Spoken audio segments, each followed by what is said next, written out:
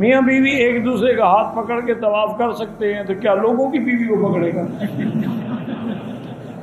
کیسے مسئلے پوچھتے ہیں، تنگ کر دیتے ہو مجھے۔ میاں بیوی کیوں نہ ہاتھ پکڑے ایک دوسرے کا؟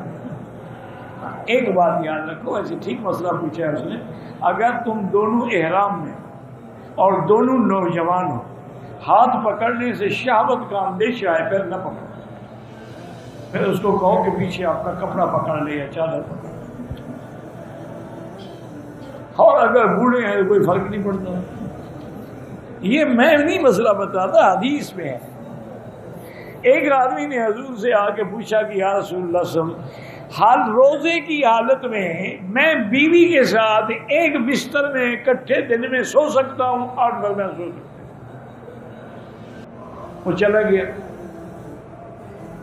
تھوڑی دیر کے بعد ایک اور آدمی آیا تھا، کہا حضور روزے کی حالت میں بیوی بھی روزے سے ہے، میں بھی روزے سے ہوں، ایک بستر میں ایک لحاف میں اکٹھے سو سکتے ہیں؟ میں نہیں سو سکتے۔ تو اب حدیثوں میں تعارض آ گیا، ایک کو فرماتے سو سکتے ہو، ایک کو فرماتے نہیں سو۔ محدثین نے حل کیا کہ جس کو کہا تھا سو سکتے ہو وہ بڈھا تھا، اس سے کوئی خطرہ نہیں تھا روزے خراب ہونے کا۔ جس کو منع کیا تھا وہ جوان آدمی تھا، وہ تو اپنا روزہ برباد کر رہے۔ اس لیے اگر جوان آدمی ہو تو ہاتھ نہ پکڑو۔